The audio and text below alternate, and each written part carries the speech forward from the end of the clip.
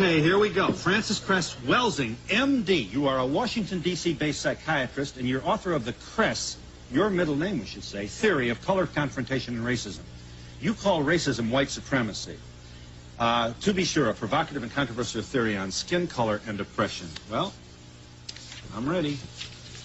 So is this mostly but not exclusively white audience. Let them have it, Doctor. How... Boy, oh boy, you need an escort to get out of your speeches? No, now, let me just give you a little background. This paper was written approximately in 1969 and presented in 1970. It was written for a group of black psychiatrists who were looking at racism. Yeah. It was also written because as a psychiatrist and working in a hospital trying to treat black people and white people, but recognizing that the majority of the problems that black patients had in a psychiatric hospital, when you took a history, you would run smack into racism. So I knew I had to understand racism to help solve the mental health problems of black people. Okay. So out of my brain computer, putting in the question, why do we see this behavior? Why have we seen it for hundreds of years? So I thought about these two things, basically two facts, that even though the white population says that people of color are minorities, that it is the white population that is the minority on the planet. That's the reality you're saying. That's the reality. Yeah. That in spite of the fact that black people, non-white people have heard over and over again, you're genetically inferior because you are non-white. That in reality, white skin is a genetic recessive status, not as said by Frances Welsing. You see, meaning that if you and I were to have a baby, the baby would have color, and you make the contribution and I don't. That white plus colored. Well, wait a minute. It's not Frances Welsing that is concerned about the disappearance of white. Ben Wattenberg just wrote a book, The Birth Dearth. There have been multiple articles in the newspaper talking about the decline of Western populations. Yeah, here's the Washington Post, just to name one. We are a depopulation bomb, the withering of the Western world.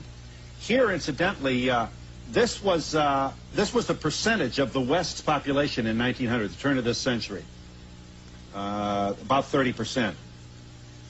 This is where we'll be less than 10% in the year 2075. Here's where we are about today, 15. So we're not having babies. So whites are not having babies, and there is the concern about white genetic annihilation. In other words, I look at, this is Dr. Martin Luther King's birthday holiday, and people will say, well, here's a man who talked about love.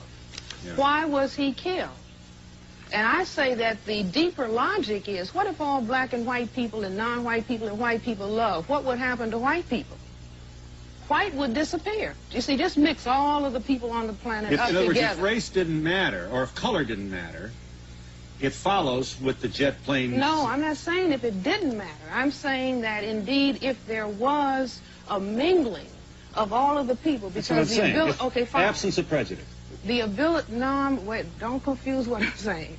I'm saying that if we mixed all of the people presently on the planet, stirred them up, the white freckle-faced people would be gone. Genetic recessive status would disappear. And that if I did a survey and everybody didn't have to, face anybody, if I said how many people who are white want their children to be white, want their grandchildren to be white, want their great-grandchildren to be white, want their great-great-grandchildren to be white. And I've gone all over the country in England and asked this question. Yeah. Everybody wants the children and the generations to remain white. Yes. If you do, then you have to do something to make sure that that happens. And I say that what the thing is that is done, and particularly in relationship to black non-whites, because we have the greatest genetic potential to cause white genetic annihilation.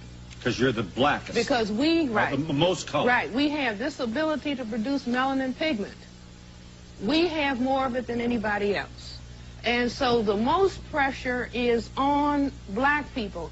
As a matter of fact, the black people learn, all non-white people over the world learn. If you're black, stay back. If you're yellow, you're brown, stick around. If you're yellow, mellow, white, right. I can go to England and the people can just say the same thing. Doesn't matter whether, if you go to the Philippines, because there has been a confrontation of brown with white. Everybody knows the more pigment you have, the more pressure that is on you. Yeah. But they didn't understand why. I said the why is for the purpose of white genetic survival.